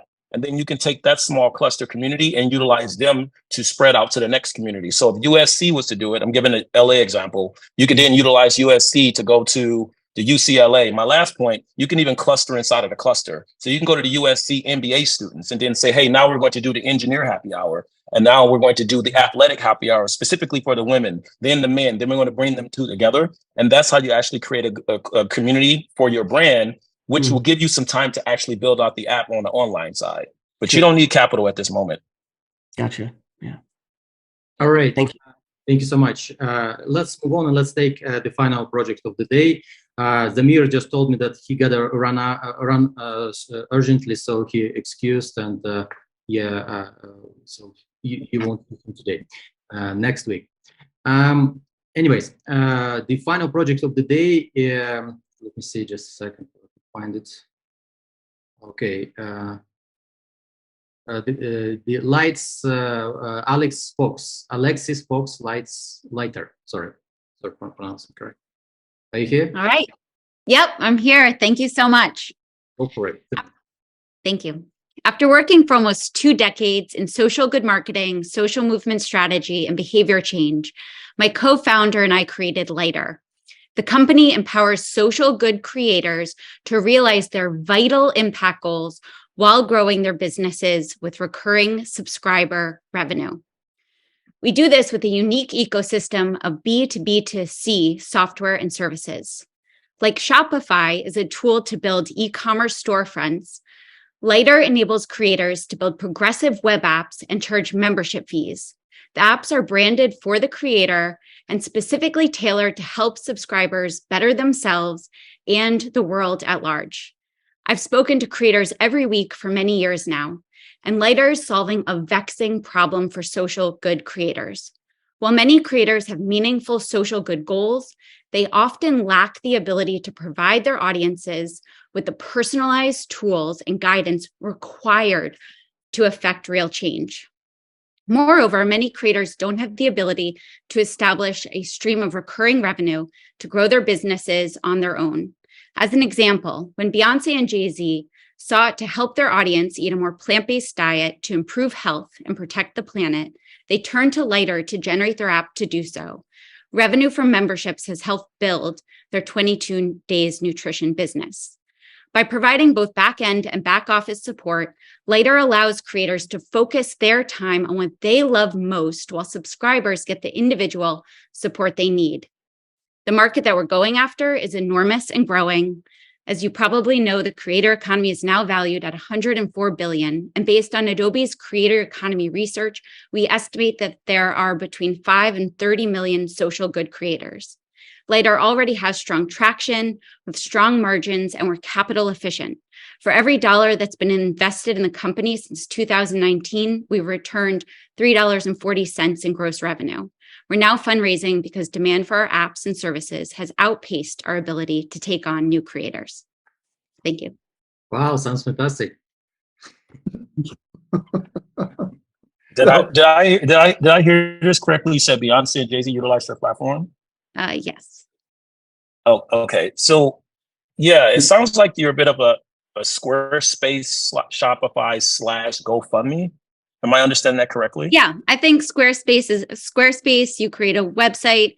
Shopify, you make an e-commerce platform. With Lighter, you create a progressive web app.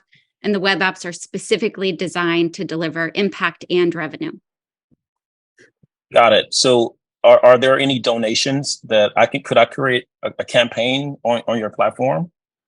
No. So as a creator, and that could be a documentary filmmaker, a nonprofit, a celebrity, an Instagram influencer, you would be creating your own app, a progressive web app. That means you bypass the tax from Android and Apple. And we would be there providing the individual support that your users need for whatever the cause is that you care about.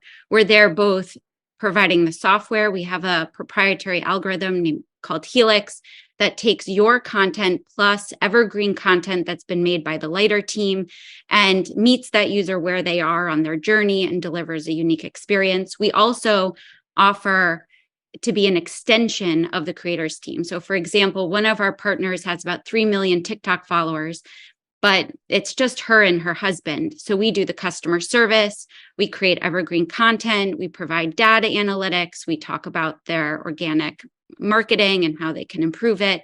So we're serving as an extension of their team. So a few more questions. As far as it looks as if you've been in business for a little over 8 years. Some of that was us just on our own doing by hand MVP kind of things, but yes. Understood. Now you didn't mention how much capital you're raising and at what valuation. Sure. We're raising, we haven't settled on a valuation yet. We're just kicking off our fundraising. This is kind of my chance to practice. Fancy that. Yeah. But we're going to be raising $4 million. $4 million. Okay, interesting. I don't know exactly how big is the demand for a progressive website outside of an app, and how does that work if I want to have an application and then the sales pipeline as far as me having an app in conjunction to my progressive website, maybe they can look equivalent, and me convincing people to pay me through the website opposed to paying inside of the app. I do see that as a really big problem. People are definitely coming together to go against Apple, so much so they've even been sued for this. But I do want to talk to you a bit more offline so I can learn a bit more about your core value proposition. Sure. What's going to have your brand, because you have market share and you have mind share, and mind share often leads to market share. What's going to put you at the top of someone's mind to utilize your platform for that? But that's all I have for now. Great work. Thank you. Any other questions from the investors? Well, and my last, and I just looked at the clock and I have to jump, but Alexis, that was a very smooth pitch, but I will tell you, it sounded a lot like it was a written pitch that you read. And it was all very like super high level, sort of special words, social good creators. We meet the users where they are and deliver unique experience. I mean, what the heck is that, right? Okay. So it was the only piece of your pitch that sort of hit anything home was Beyonce and a web app, right? So, just all this high level progressive social good creator language that you're offering, it's just so hard to penetrate. And, there's nothing that fixes in the brain when you talk all that until you get to some concrete specific examples that now we know what you're talking about. Mm-hmm. So just go back, throw that thing out if you would, and start, how would you describe this to a friend who really cares as opposed to you think it's a pitch to investors? If you something like that, okay? And my apologies, I got to run. Danil and everybody, thank you so much. Hope to see you again soon. Thank you, Bill. Thank you so much. All right. See you later, Bill. Thank you, everyone. it seems like that was our final pitch of the day, and we understand that not everyone can make it to the end because just so many people are willing to pitch, and we don't give strong barriers so you can sign up really fast. So guys, shoot us an email at info@goglobal.world if you want to pitch next time and you didn't pitch this time, so we will try to give you priority, and because everyone matters, and it's not like you were not selected to pitch or something. We understand it's not just possible to pitch everyone at the same time within 2-hour frame. Thank you so much for your pitch, and we have 2 investors left, so this time they had to jump off earlier than before. So as you left here, dear investors, please give us your final recommendations, final statements, and what you have on your heart after this pitches you've heard, maybe some final recommendation. Lucy, if you may go first. Yeah, I mean, I think like the consistent thread was really understanding what it was that you guys were building. And so it's the hardest part of a pitch is making sure that that is clear. It's not easy, but I just focus on understanding that in like 3 sentences for someone who knows nothing about the industry that you're in. And it should be a lot easier for that.